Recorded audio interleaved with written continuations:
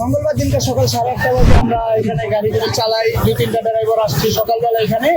তো মঙ্গলবার দিন সকাল 8:30 বাজে দেখলাম যে মানে ভিকটিম যে আসামি, তাকে দেখলাম এই বাড়ি থেকে নামলো, নাইমা সে ওই গ্যারেজের ভিতরে 2-3 বার করে দৌড়ে গেল। রিস্কার গ্যারেজে সে কাজ করে, রিস্কার মনির মিয়ার গ্যারেজ, সেটা মনির মিয়ার গ্যারেজে সে কাজ করে। তো তারা দেখলাম দৌড়াদৌড়ি করতেছে। তারপর হঠাৎ করে গ্যারেজের সামনে আসলাম যে কি কারণে দৌড়াদৌড়ি করে একটু দেখি, মিস্ত্রিতে এত দৌড়াদৌড়ির দরকার নেই। তো আসলাম, আসার পরে দেখলাম যে সে গ্যান্ডিং মেশিন দিয়ে মানে ঘষতেছে, একটা লম্বা সে গ্যান্ডিং মেশিন দিয়ে ঘষতেছে। তো তার গ্যারেজের ভিতরে সে সেটা নিয়ে তো আর আমাদেরকে মাথা ব্যথা দেখালাম আপনার, তার কোনো কাজে লাগতেই পারে, তার জন্য সে আমরা ওটা মাথা মারিনি। কিন্তু সে তার আধা ঘন্টা পরে 9:05 বাজে তখন সে গেঞ্জির নিচে করে মানে ঢুকে বাড়ির ভিতরে উঠে চলে গেল। তো 9:05-এর ভিতরে যখন সে চলে গেল, 9:30 পৌনে 10টার ভিতরে মেয়ের আম্মা বিস্তারিত সেই স্কুলে যাবে বাচ্চা, তার জন্য খোঁজাখুঁজি করতেছে। খোঁজাখুঁজি করার কারণে পাশের ফ্লাইটে দেখতেছে যে জুতাগুলো, তার মেয়ের জুতাগুলো ওই দুয়ারের সামনে পড়ে রয়েছে। তো তার মনে সন্দেহ যাচ্ছে যে আমার মেয়ে গেলে এই ফ্লাইটেই যাবে, অন্য কোথাও যাবে না। তো সে অনেকক্ষণ বেড়াবাড়ি করতেছে, প্রায় 20 থেকে 25 মিনিট বেড়াবাড়ি করছে। বেড়াবাড়ি করার পরে মনে করেন ফ্লাইট খুলতেছে না। তারপরে আমরা আমাদের মহাজন ছিল কিংবা ম্যানেজার ছিল, গ্যারেজের ম্যানেজার ছিল, তারা যায় সাপল মাপল নিয়ে আমরা গেটটারে মানে ভাঙার চেষ্টা করলাম। ভাঙার চেষ্টা করতে গিয়ে ভাঙতে পারিনি অবশ্য, তো বোগলা করতে পারছি এতখানি। বোগলা করে যখন আমরা তাকালাম তখন দেখলাম শুধু দেখা যাচ্ছে, মানে অন্ধকার তো দেখা যাচ্ছে ভিনভিন করে। তো ভিকটিমের যে ওয়াইফ ছিল সে বেরোয় মানে দরজা খুলে নেই, ভিতর থেকেই বলতেছে যে আপনারা বাইরে বাড়ি করতেছেন কেন? বাইরে বাড়ি করতেছে, আমরা আবার গালাগালি করতেছি যে তুই গেট খোল, এখানে না। তো কালা কি দেখা যাচ্ছে, ভাসতেছে পানির মতো। তো বলতেছে যে আমি কিছু করি নাই, মহিলা বলতেছে আমি কিছু করি নাই, আমার জামাই চলে গেছে। তো আপনার জামাই যে চলে গেল এই বাচ্চাটাকে, তো আপনি তো তখন গেটটা খুলতে পারতেন। তো এই বাচ্চাটাকে মূলত কিন্তু ডাক দিছে মহিলা, বাচ্চাটাকে মহিলা মূলত ডাক দিয়ে ঘরে নিছে।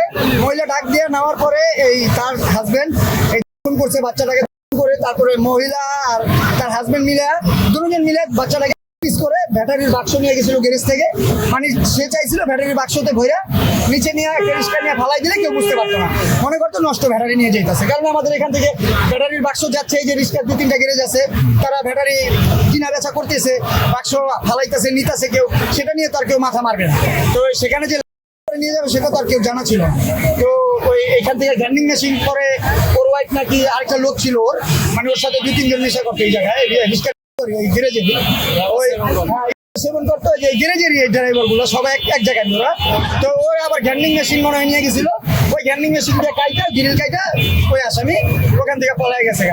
কিন্তু এই যে আসামিটাকে যে এখানে আসলো কিংবা এখানে স্থান দেওয়া হলো কিংবা এখানে চাকরি দেওয়া হলো, এটা কি কোনো মানে সুষ্ঠু বিচার কি কেউ চাইছে? যে মানে কে আনলো তাকে, কিভাবে চাকরিতে ঢুকলো, কিংবা কিভাবে এত বড় ভিকটিমটা এখানে আরেক জায়গায়, তার নাকি আগেও মামলা আছে, এটা মামলা তার আগেও আছে। তাই এইগুলো যাই না শুই না একটা লোককে যে এইভাবে ইসলাম দেওয়াটা কিংবা এইভাবে চাকরি দেওয়াটা, এভাবে মানে এগুলো দায়ভার কে নিবে? মানে সরকার নিবে, না ওই বাড়িওয়ালা নিবে, না ওই যে ম্যানেজার তাকে রাখছে সে দিবে? মানে আমাদের যে ছোট ছোট বাচ্চারা, এই যে এতটুকু বাচ্চারা যদি তারা কি বুঝে, তাদের এতটুকু বাচ্চাদের যদি করা হয় সেই বাচ্চারা কি বুঝে? মানে উঠ থেকে আপ কোনো কথা বলতে পারে না। বাচ্চাটা তার স্ত্রী নাকি মুখ চেপে ধরছে, সে নাকি এরকম জঘন্য কাজ যদি করা হয় তাহলে তাকে জেলে রায় দেওয়া হয়েছে, সে স্বীকারোক্তি দিছে, তাহলে কেন এই আসামি এখন তুই কেন বাইচা আছে? তাকে তো সাথে সাথে মানে পাবলিক প্লেসে হইলে উচিত ছিল, তাহলে তাদের পাবলিক প্লেসে উচিত ছিল। এই যে আমাদের এই এলাকায় যে উচ্ছৃঙ্খলা হচ্ছে, একমাত্র কেন হচ্ছে? এই যে পুলিশ তাদের নিয়ে আটকে রাখছে। পুলিশ তো বলতে পারে যে না, পাবলিক এখানে উচ্ছৃঙ্খলা করবে না। পাবলিক একটা রায় চায়, কি রায় চায় পাবলিক? যে তারা সবাই শান্তি পাবে।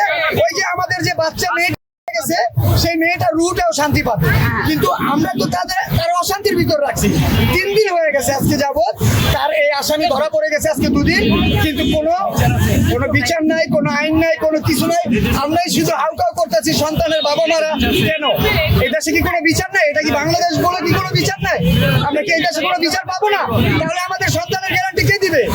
তারেক রহমানকে বলছি যে এই দেশের প্রধানমন্ত্রী তারেক রহমানকে আমরা অনুরোধ করছি জনগণরা, যে তারে সাথে সাথে রায়টা দেওয়া হোক।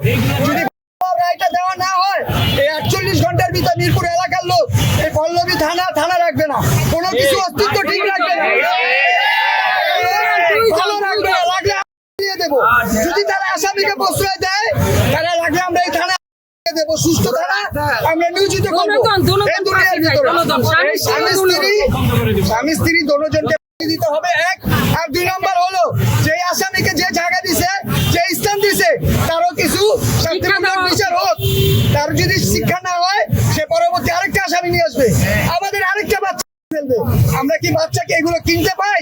আমাদের অনেক কষ্টের জীবনে এইগুলো বাচ্চা আমরা তৈরি করি, মানুষ করি, আমাদের স্বপ্ন থাকে, আশা থাকে, আমাদের সব স্বপ্ন আকাঙ্ক্ষার আশা সবকিছু ভাঙা দিতেছে কেন? আমরা কি অপরাধ করছি? আমরা গরিব দেখে তাই?